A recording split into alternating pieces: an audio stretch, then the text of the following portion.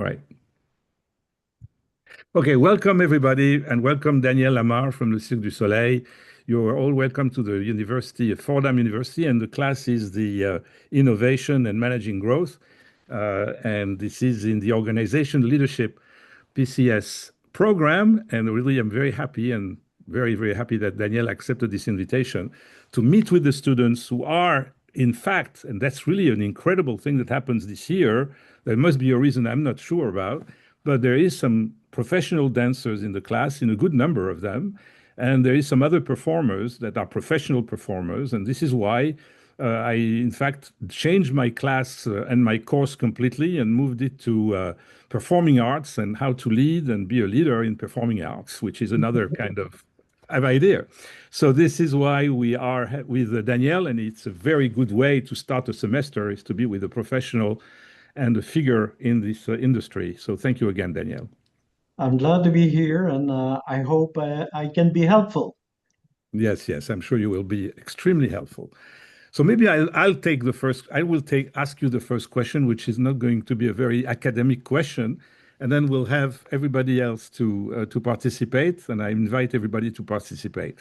My question is about you and those days. What happens by you in your life, and if you can, because you have a long title, explain also in a few seconds what you're doing exactly at the Cirque du Soleil today in 2025.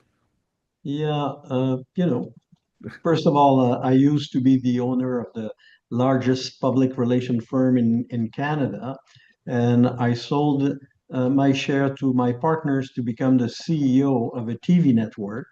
And after that, I joined Cirque. That was 24 years ago, and I've been the CEO for many, many years. Go through the pandemic where we Yeah. were afraid that we will lose our company, and then finally saved the company. And then I decided to give my job to someone else and remain as the vice chairman of the company. And then recently, a few months ago, the board asked me to come back as the CEO of the company, and hopefully one day I'll find someone else to take over from me, because the reality is I really enjoyed acting as the vice chairman because it gave me more time to do what I love to do, which is business development. Because when you do business development, what you do is you create jobs for creators and artists. And that's what is driving me as the head of Cirque du Soleil. Hmm. That's very, very interesting. Okay. Thank you for that explanation. So anyone with a question or anything that you want to share? Jump in. I have a question. This is Hi. Lori. Okay. Hi, Hello. Lori Dobbins here. So I'd like to know how you were able to navigate your leadership and the leadership roles, your styles going from PR to television and to Cirque. How did you navigate the different styles, given it's a more creative platform? Yeah, it's I have to admit that in PR and even in television, it was quite traditional business model. At Cirque, it's very, very different because the core of what we do is create shows. So creativity is really our core business. Because if we develop a good show, we have a good business. If we don't do a good show, we have no business. And so my job here, what makes me have fun in doing what I'm doing is because I can work even if I'm at the origin a business guy. I love artists and I love creators. And I don't think that the traditional business person, if you don't like creators and artists, you could do my job. And when I joined the company, people were kind of scared to see the business guy coming in because the founder was an artist. And they were afraid of me saying, "Oh my God, a business guy is going to change everything." And they were secure after a while to see that I understood that the artistic content was at the core of everything we do. And that's why I've been able to be the leader of this organization for so many years. Incredible. So thank you. You've actually answered the second part of my question. I was going to ask about creativity, the balance and act between creativity and commerce. How have you navigated that? Because that can be rather tricky, right? Yeah, but it's interesting you say that because that's the title of the book I wrote, which is Balancing Act. That's exactly the title of my book because it is a balancing act.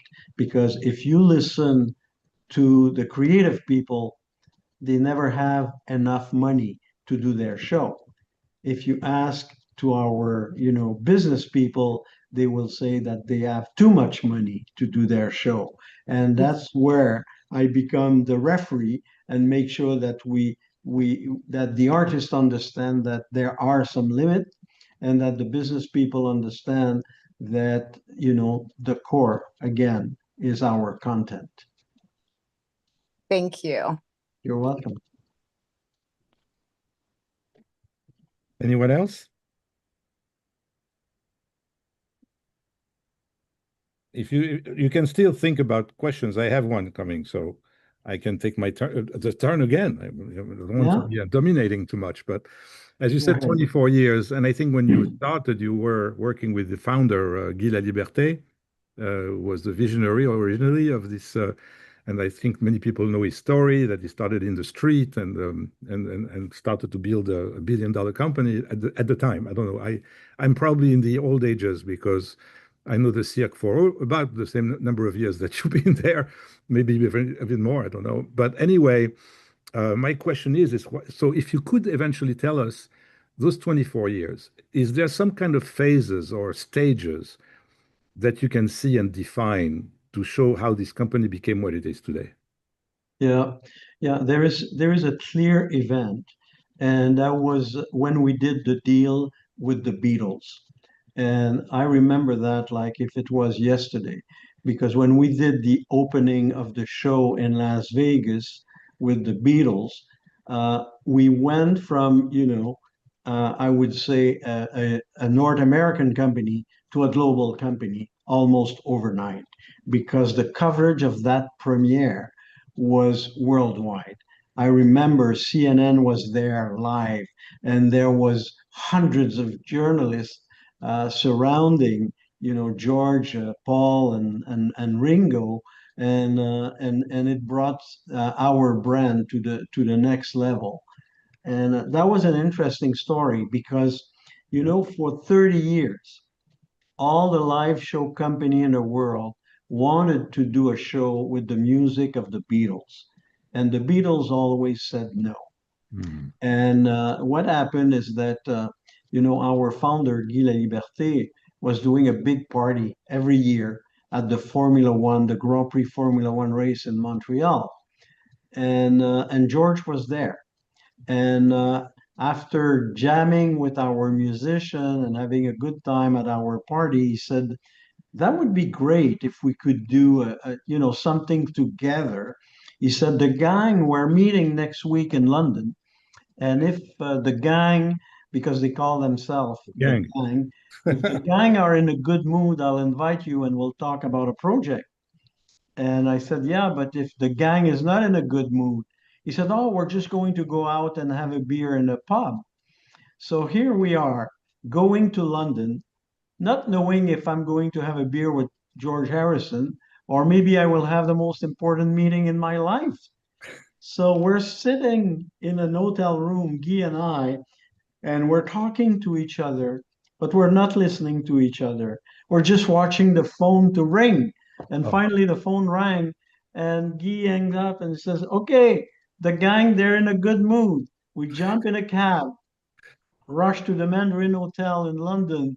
And then that was like in a movie because everybody didn't know that the Beatles were there. And all there was in the hotel was security guards And all you can hear was the security guard saying, "Oh, people from Cirque du Soleil are coming. People from Cirque du Soleil are coming." And then boom, I wanted to pinch myself because I end up in the suite with the Beatles, and we sat down, and Ringo said, "What's the pitch?" Mhm. And we said, "There is no pitch. You're a creative force. We're a creative force. We're here to see if we could work together." And then Ringo turned to Paul and he says, "Wow, this is a change." And the rest is history. We had a lot of fun working with them, and I learned a lot from that. I've learned first to seize the opportunity because we went to London not knowing if something will happen. B, we showed leadership by showing them that we're not groupie. We're creators. As you are creators, and let's see if we can work together. And then we've been very respectful of each other when we had to develop the content together. So I spent a little bit too much time, but I thought the story was worthwhile. It's a great story. Yeah, definitely great story. And it makes me also believe, add one thing to what your story says. It's what I call destiny. You never know what's going to be the outcome. That's what business development is about. Personally, I was in business development my whole career, so I can tell you that, taking a flight going to Phoenix, Arizona from New York and having to shake the hand of someone that I needed to see at all cost, and this guy didn't know who I was, and he sees me, I tell him the name of my company, and he gives me his business card. This is the day I wanted to happen. I always wanted your company to reach me. That's how it Wow. happened. So I don't understand my story, but I say this is Right. destiny, right? Destiny. Yeah, yeah, it is. It is. All So right.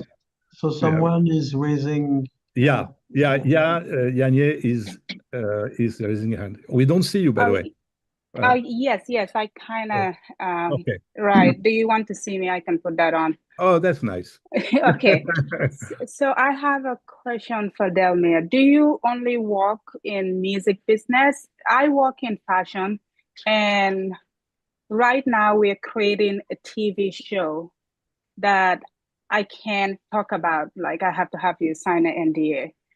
So my question is, do you work in do you only do music or you can also do reality TV? Because I may want to do a one-on-one with you for advice Oh. or yes. Yeah. Yeah, is a design is a model. Yeah. It's a shame you don't put yourself on the image because you're a model, but she's a model, fashion model, Yes. and is coming from where do you come from already? I don't remember. I'm from Gambia, West Okay, Africa. So I yes. was scouted and I was brought to this country to work in fashion. So I've been in the business for 15 years.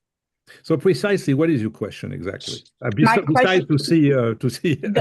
does Delmere, do you only work with the musicians or do you also do reality TV and, you Ah, know, Yeah, just, the reality TV now we all are obsessed with, yeah, we always I would say 99% of what we do is live show. So we don't do reality TV. We don't, there are some documentaries that are going to be done and are shooting right now about Cirque du Soleil, but we don't do reality show. But we're not only working within the music world, we also work with the movie industry.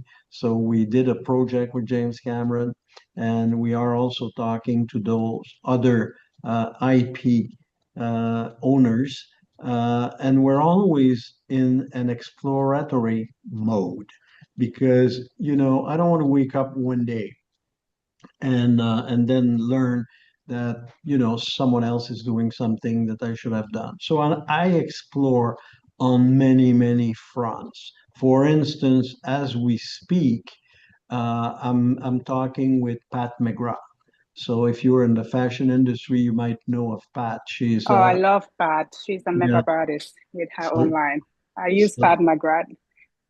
so Pat is a good friend of mine, and we're also looking about what we could do. Maybe could we do a fashion show? with Cirque du Soleil? Could we? So those are things that we're exploring, and we're also talking to her about maybe she could do the makeup design of one of our shows. So uh, I'm just mentioning her and James Cameron to show that we have a diversity of people that we work with in order to define what will be our next breakthrough. Mhm. That's Interesting. that's amazing. I love Pat. I actually worked for Pat when the very beginning when she was doing her online and testing it out. But I think now she's working for Louis Vuitton or Chanel. Yeah, she's working with Louis Vuitton. Yes, yes. Yeah, and but she's also still doing the makeup design of most of the main fashion designer. Right, right, right, right, right. Yeah, well, that's amazing because the programming that we're doing is all fashion show and it's fashion and it has never been done. Very good. Yeah, Yeah. no, that's a very good angle, and yeah, is interested in this course because she also wants to see the business side of things. So like every student here, there is a question on the discussion chat on the chat from Ellen, who says that it's evident that being a risk taker, it leads you, Danielle, to great success. But how does do you recover when the risk doesn't work? That's the question. Yeah, yeah, that's a very good point. Yeah, So, in fact, to me, it's very, very important from the get-go that you're not afraid of failure. And I did a lot of mistakes in my life, and I'm still doing a lot of mistakes. But doing mistakes is not important if you learn from it. You know, I remember one day Guy and I we thought that we were too smart, and we said, oh, we have reinvented the circus world, so maybe we should reinvent vaudeville. So we did a vaudeville show. So the people that went to see the show that had never seen a Cirque du Soleil show thought that it was a good show. Our fans that knew Cirque du Soleil hated the vaudeville show. And so much so that after a month and millions of dollars invested, we had to pull off the plug. And the lesson there was very, very simple. If we wanted to do a vaudeville show, we should have never, ever put the brand of Cirque du Soleil on a vaudeville show. Because when people see Cirque du Soleil, they're expecting a huge human performance acrobatic act. And if you don't deliver on that, your fans are going to be disappointed. The other story that I also find interesting is, in one of our show, I remember the creators coming at me and says, Danielle, we don't have any animals in our show, and we agreed with that. But here's the idea. We're going to build a mechanical horse, and we're going to have it in our show. And then I went to the rehearsal, and so I see the horses and clack a clack, clack a clack. It's horrible. It's horrible. And then after the rehearsal, they look at me and they says, Danielle, we don't think you enjoy it. I said, are you kidding? I hated it. I hated it. And they says, okay, okay, okay, cool down. We're going to, yeah, just send the horse and forget about it. I said, no, no, we're keeping the horse. And he says, how come? I said, here's what we're going to do. We're going to take this horrible, huge mechanical horse and we're going to exhibit it in the creative department because I want this horse to be the symbol that at Cirque you are allowed to try things and to fail. And we're risk taker. And that's why I want us to remember and that what everybody, because everybody will ask, what is it about? And then we'll be able to explain that you can fail sometime in creation. yep. That's a beautiful story. Also, maybe you have a partnership potential I have an idea for you, and it's Elon Musk with his robots, right? The ones that he's coming up with. Yeah. Challenging, Yeah, right? can I jump in on that actually? Yes. Hi, Mr. Lamarre. Thank you so much for joining us, and thank you, Dr. Pulitzer, for making this opportunity possible. This is unbelievable to get a chance to pick your mind, Mr. Lamarre. I'm a dancer with New York City Ballet. I've been dancing there for 13 years, and so I have this background as an artist. And I was recently speaking for the board of directors at an event in West Palm Beach.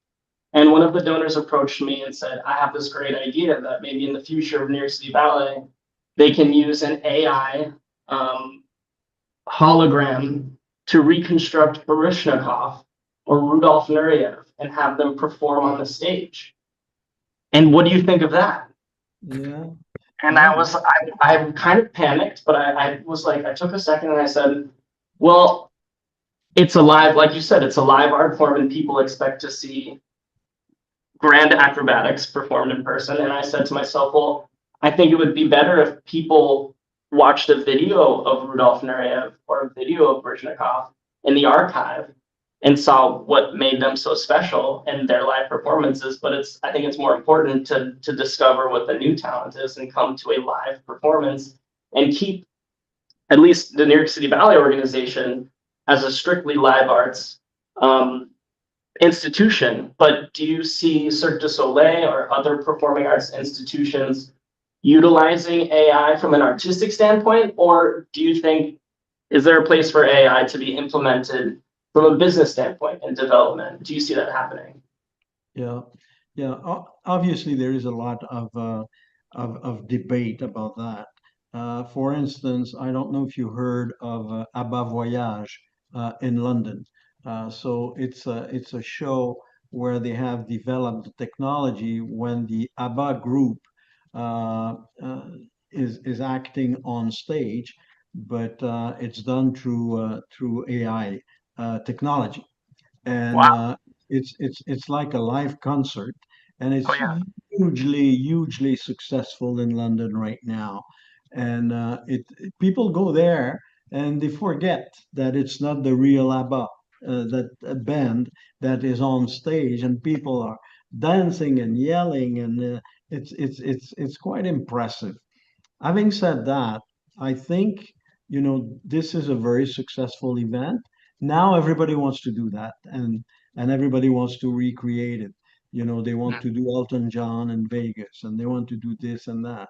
And I think it will have its limitation because ABBA Voyage did work because it was new. But the second one or the third one, or it's not going to be new anymore, and therefore, I think it has its limit. Personally, I'm a challenge with I'm very challenged with the fact that we have to involve technology because people wants that more and more. On the other end, I truly believe that there is nothing to replace human performance, because having a dancer or having an acrobat on stage with not only his or her body, but also have the emotion that you communicate to the public. So that's why I will continue to bet at Cirque du Soleil for the core of our business will remain human performances. It doesn't mean That's great to that, hear. pardon me? That's great to hear as a dancer, as a performing artist. But I have a part two of my question, if you don't Go mind. ahead. We were reading an article for our class called "The Alchemy of I have it right here. The Alchemy of High Performing Arts Organizations" by SMU Data Arts, and it's sponsored by or commissioned by this company called Wallace. And it gathered data on companies that were able to that had a pattern of being successful through like the pandemic. What arts institutions had, were able to have the best bottom line or maintain their endowment, things like these, what strategies they used. And they mentioned they were spending on marketing. It was like every dollar they spent on marketing meant $5 in returns. They mentioned having a really active board. And the third one that I thought was really interesting was that they respond to what the community wants to see. So, and they talked about outreach and creating one organization, the Chicago Opera, started outreach programs and education and starting like a young arts orchestra for the community. So I guess my question for you is, how does Cirque du Soleil find out what the community looks for, wants to see from Cirque, or how is it helping Cirque develop as a company? Yeah. You know, obviously we're known because of our creativity, and it has to remain that way as far as I'm concerned. But our hidden card is we're highly analytical. For instance, tonight we have 40 shows going on at the same time in the world. Every single spectator that will leave one of our theater or big tent will be asked, what did you enjoy about the show? What was your favorite act? What was the act that you didn't like? And we monitored on a regular basis. So if there is an act that is ranking last for 2 months, well, we're just going to take it out from the show and replace it by a better act. We have our studio here in Montreal, and it's a huge facility where we can rehearse our full show. And when we are in full rehearsing mode, what we do is we would bring public to see the new shows that we are developing. And because at the end of the day, it doesn't matter what I think. What's important is what the public think, because at the end of the day, they're the judge of our success or failure. So you might as well talk to them and listen to them. And so just to make you laugh for a moment, there is a lot of different ways to listen to your public. So my stupid way is during the intermission, I would hide in the restroom and I will stay there for the entire intermission, just listening to what the people are saying about the show. It's it's very important because people are just talking to each other and there is no screen, like they just say it as they've seen it. And that's not a science, but we do hire obviously research firm that will obviously use more science way of surveying public. But my bottom line is this: you have to be listening to the public all the time, because the public evolves, the public change, the audience change, the demographic of your audience changes. And if you don't take stock of that, then one day you will wake up and you will not be relevant anymore. And that's my drama. That's my obsession. Every time we create a new show, you should see how much pressure there is in the studio, because we don't want to create a bad show. And it's not a science to create a show. It's an art. And you don't know if your show is good or not until you present it to an audience. Yep. Thanks a lot. Thank you so much. That was really, really a lot of wisdom. Thank you.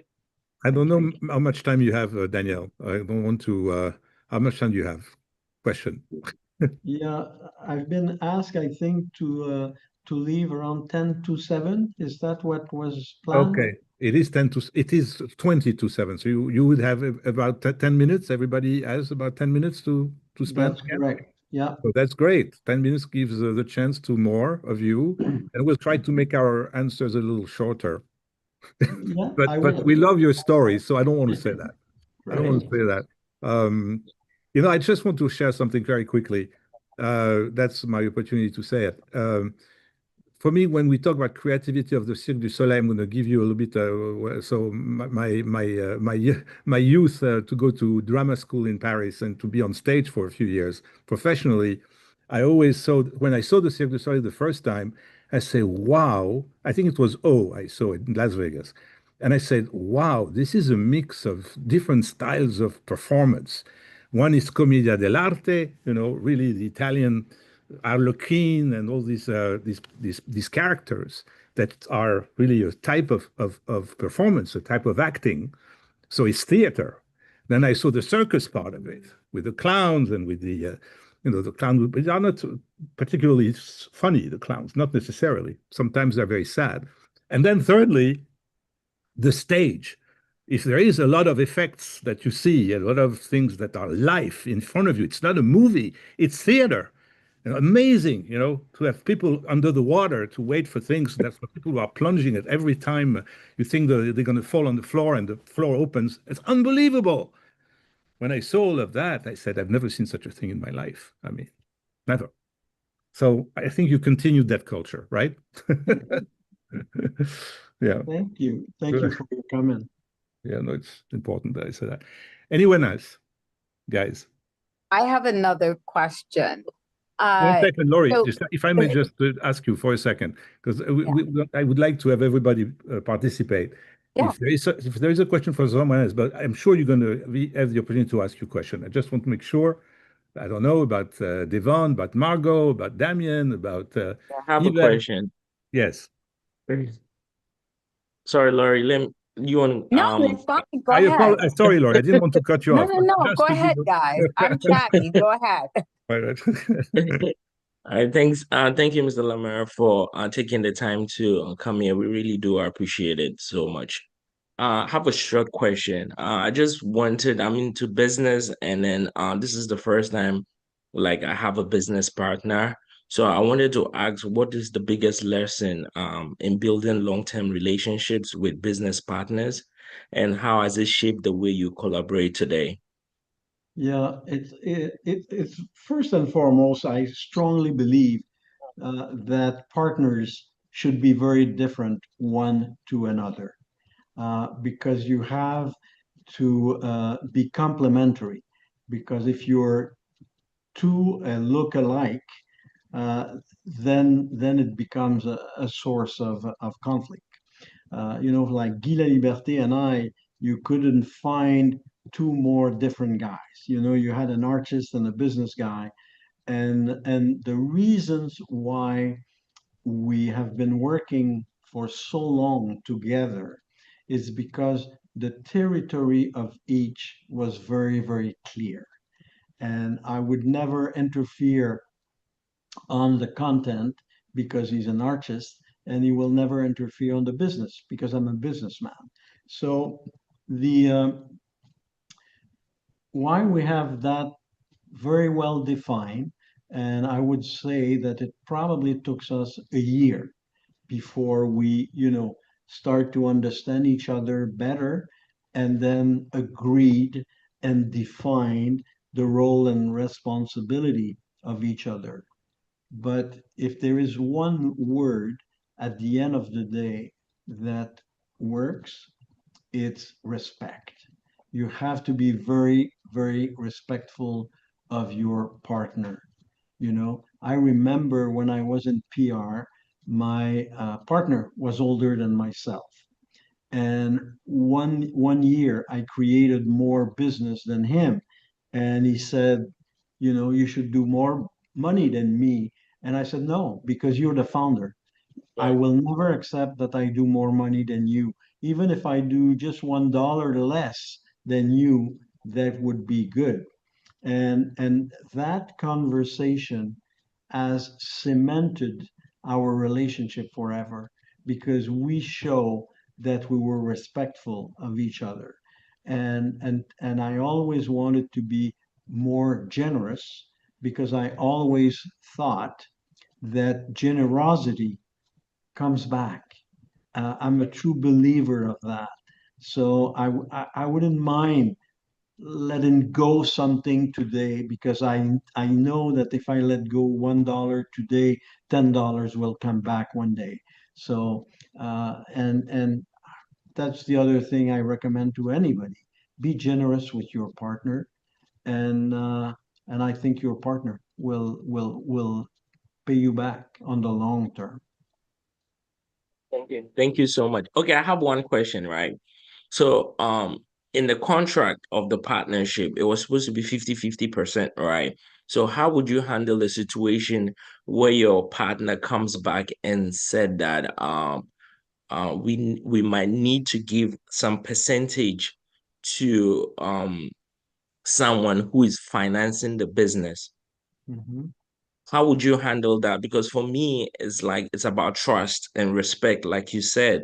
So coming back and then telling me a situation like that, it's kind of conflicting, and then it kind of gives me a red light in the partnership already at the beginning. So if how would you handle something like that? Do you just cut off the partnership or move on? Yeah, if it happened early in the game, I would be concerned, and I understand what you're saying. On the other end, if the organization needs money, then maybe you have no choice than dilute yourself. But if you do, let's make sure that the 50-50 partnership between you and your partner is still respected. So in other words, if you have to give up 10%, uh, then both of you should be, at the same level, 45-45. And that's what I will be, making sure that it's happening. The other thing I will make sure is that he cannot at any given point become a majority with the other partner, because Yes, that then is what. then you're, I'm sorry to say that, but then you're fucked. Mr. Lamarre, the second partner is his brother. The financier is actually his twin brother. So that is really conflicting with the majority Yeah, part of the business for me. Yeah. yeah, Good yeah. point. Good point.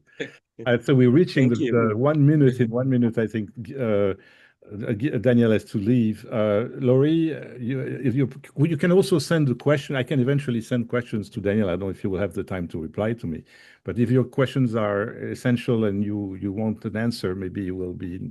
He has been so kind already to share this time. But anyway, I can always send them to him. Maybe he Yeah, can. that's fine. That's fine. Okay, because I don't want to delay him. He said he Yeah, needs yeah, to that's leave. fine. I get it. I And get it it. is 6:50 But exactly but now. I can, on my theme of generosity, Okay. I can spend extra time to answer that last question. Okay. So go Wonderful. ahead, Thank you. Laurie. Thank you. So I am in the music industry. I've been there over a decade. And I do have a question regarding crisis management. I know when COVID hit, we went through a very hard time in reinventing how we're going to generate income, especially in managing clientele.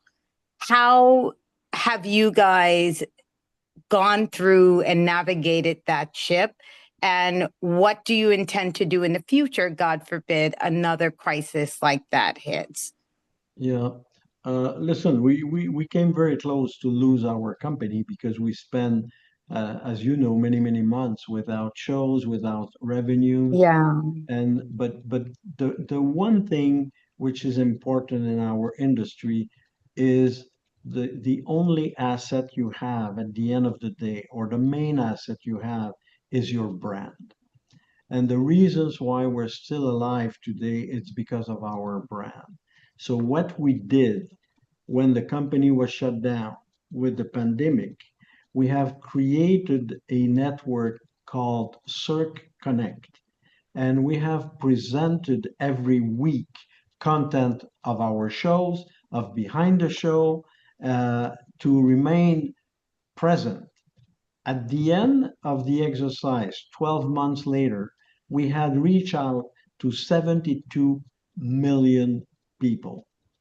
And that's how I've been able to convince the banker to support us, because I told them there is 72 million people that are waiting for us to come back. And I guess my point here is that even if you're in a crisis like the pandemic, there is always room for creativity. And I always said that what is the best trigger to your creativity is when you put in the middle of the table a problem and you say, I have an issue here. How am I going to resolve it? And that's where your creativity come at stake. And that's what we're doing. If there will be another crisis, we will come up with either resurrecting the Cirque Connect or reinvent something else. But we would go back to the drawing board and to the drawing board, and we will be looking for immediate solution. That's great. Yeah. Thank There's a lot of you. wisdom here. Thank you so much, Danielle. I cannot thank you enough on behalf of everyone. And again, if there's any other questions, send them to me, and maybe I'll convey them if I find them really very interesting. Okay, if I may. Thank you so much. Thank you, Danielle. Good Be luck well. to all of you guys. Thank Thank you you. so Thank you. much. Thank you. Thank you so much. Thank you. Thank you. Stay with me, guys. Okay. Right. Let me